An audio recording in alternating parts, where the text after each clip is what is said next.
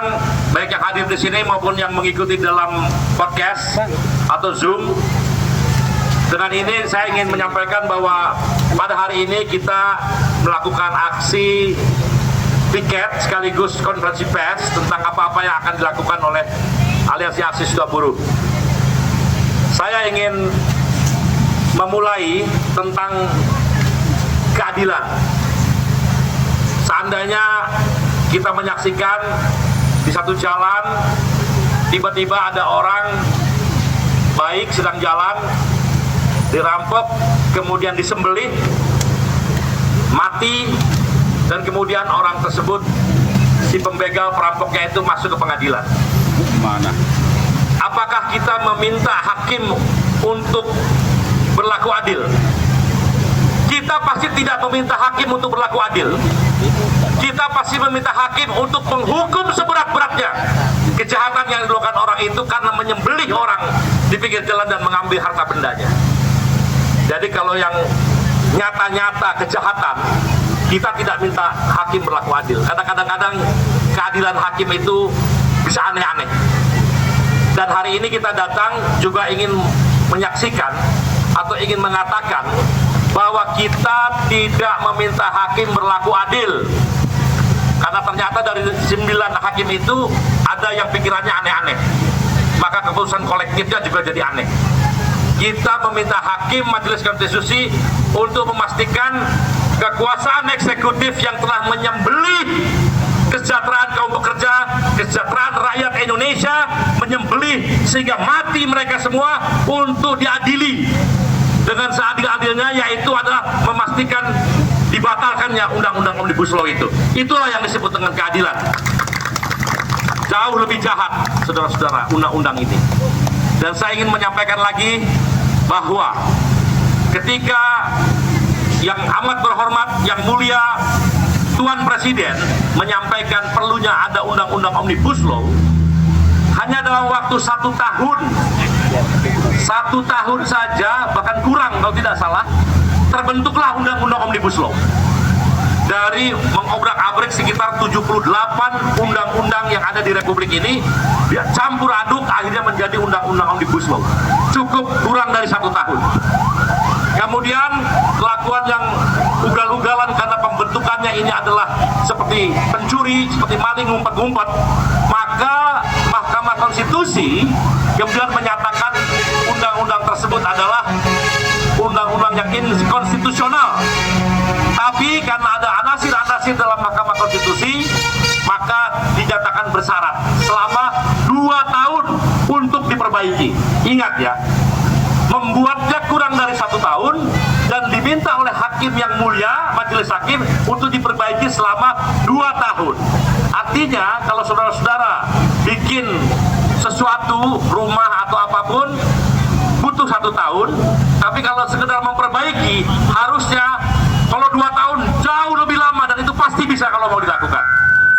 Itu logika yang paling sederhana. Faktanya selama 2 tahun, kemudian di tengah jalan sudah mendekati, malah pemerintah mengabaikan itu dan kemudian membentuk Perpu Cipta Kerja. Perpu Cipta Kerja isinya adalah kurang lebih sama persis dengan undang-undang yang dibatalkan inkonstitusional tadi oleh Mahkamah Konstitusi. Maka saya ingin menyatakan bahwa di sini adalah pemerintah telah menghina Mahkamah Konstitusi dan kemudian membuat Perpu itu. Itu yang pertama. Yang kedua, Perpu itu kita gugat. Kemudian Perpu itu disahkan oleh yang amat berhormat anggota DPR.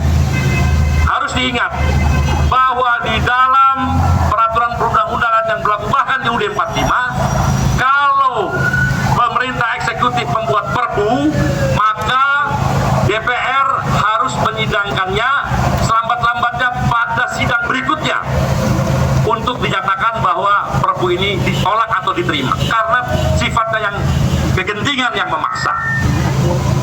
Tapi sekali lagi saudara-saudara, walaupun Perpu itu adalah ugal-ugalan, karena Perpu itu ditakut-takutin Indonesia bakal tenggelam dan sebagainya, itu adalah sontoloyo, omong kosong.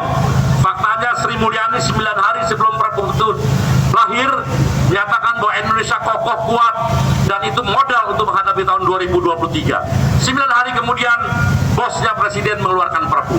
Ini udah pasti kekeliruan yang luar biasa.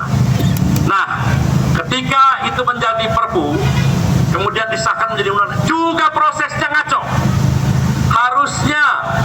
Harusnya langsung dalam sidang berikutnya, tapi dalam sidang berikutnya DPR tidak menghasilkan keputusan, dan harusnya dalam Undang-Undang 45 itu Perpu itu jatuhkan ditolak dan kembali kepada undang-undang sebelumnya. Tapi kemudian dengan bersilat lidah akhirnya diputuskan pada sidang kedua berikutnya. Ya, padahal Undang-Undang Dasar 45 menyatakan harus di sidang berikutnya. Nah, tapi ini omongan saya.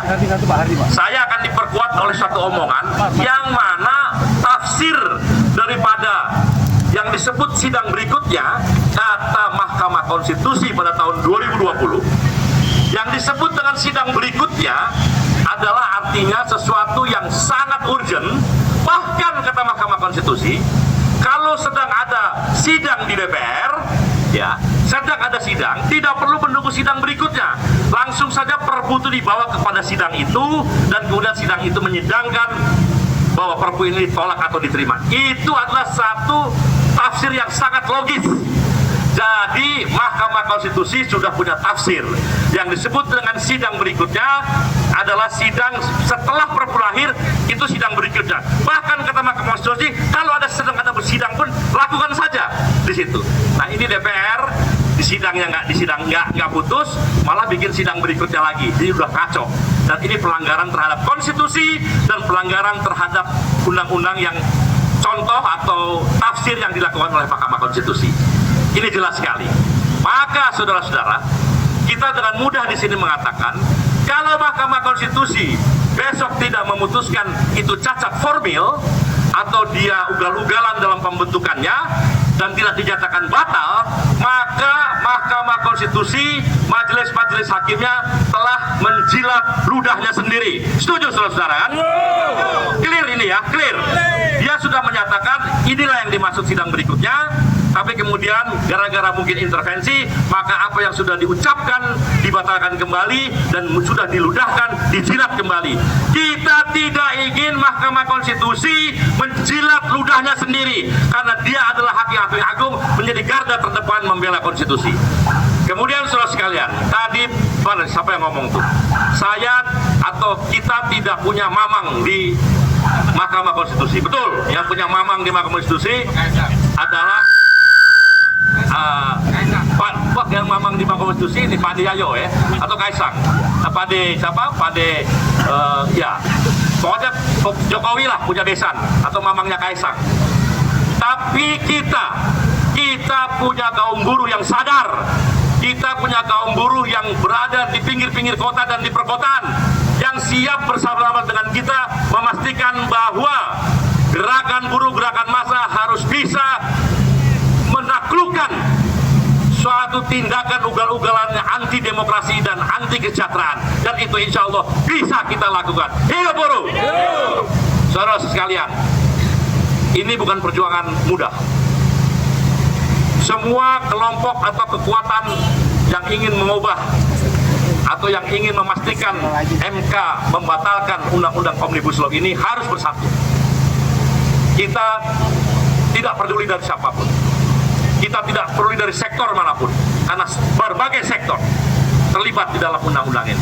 Kalau besok ada teman-teman kita, dan kita harapkan saudara, teman-teman kita yang ada di Rempang, yang ada di Jawa Tengah, yang ada di berbagai pelosok di Kalimantan, tanggal 2 atau dari Lampung dan sebagainya, tanggal 2 Oktober ingin datang ke sini demi undang-undang Omnibus Law ini dibatalkan, maka hadirlah mereka semua ke sini. Kita akan sambut mereka semua ke sini, saudara.